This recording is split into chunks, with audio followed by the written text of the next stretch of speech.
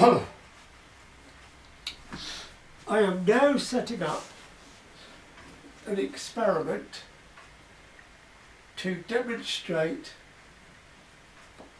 galvanic corrosion between a copper rod and a steel nail.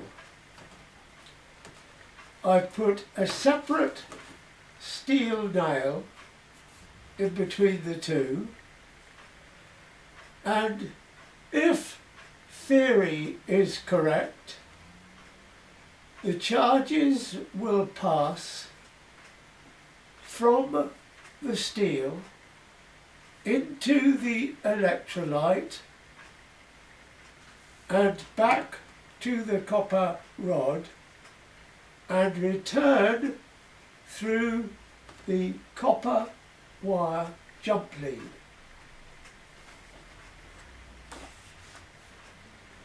This is the copper rod. This is the copper rod, the copper wire jump lead. These two crocodile clips are necessary to connect the steel wire nail and the copper rod, and the charges will pass from the steel into the electrolyte, and they will carry with them the dissolved steel, which will mark the paper that I've put as a basis for the experiment. Now, I will cover this up, and this is ordinary tap water that I will attempt to use for electrolyte. I haven't done this experiment before in this way, and I haven't used this paper in this way. So I'm hoping that the tap water will be absorbed in the paper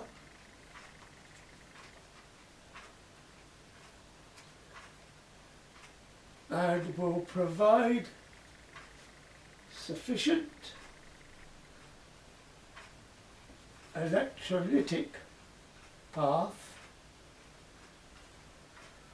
for the corrosion to start corroding the nail, and that will cause, it looks as if it's going to work all right, that will cause the charges to pass into the electrolyte from this nail. They will then take the least line of resistance, which is through this nail, and some will go round this nail to the copper, and they will complete their circuit in this way. Now, this is similar to the 3 nails experiment that I use, and in that experiment I trace the electrical charges using 2 half cells.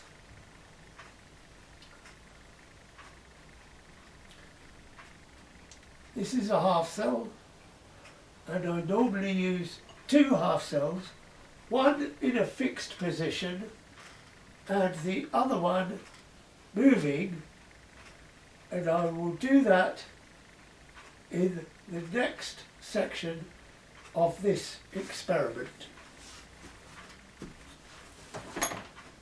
This is setting up so that you can see the corrosion product on the actual paper.